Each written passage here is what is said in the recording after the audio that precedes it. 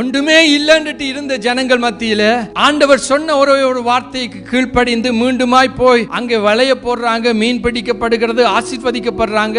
எங்களுடைய வாழ்க்கையிலே சூழ்நிலைகளை நிமித்தம் ரேமா வார்த்தை, அங்கே தேவனுடைய வார்த்தை சொல்லப்படுகிறது என்றால், தேவனுடைய வார்த்தை என்னுடைய இருதயத்திலே பேசப்படுகிறது என்றால், இந்த சூழ்நிலையின் மத்தியிலும் தேவன் என்னோடு பேசுகிறார். ஆனால் சூழ்நிலைக்கு நான் தலை சாய்க்க கூடாது, அந்த தேவ வார்த்தைக்கு நான் தலை சாய்க்கின்ற வேளையிலே நிச்சயமாய் அந்த வார்த்தை எங்களுடைய வாழ்க்கையிலே கிரியை செய்ய உண்மை உள்ளது. அந்த வார்த்தைக்கு ஜீவன் உள்ளது.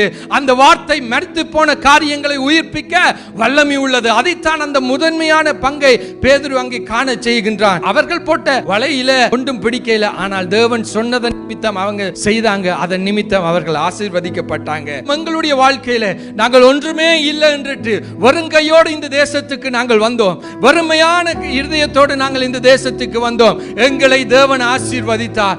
அந்த தேவனுடைய ஆசீர்வாதத்திலும் தேவனுடைய கிருபையின் நிமித்தமும் நாங்கள் இன்றைய நாளிலும் ஆசீர்வதிக்கப்பட்டிருக்கின்றோம்.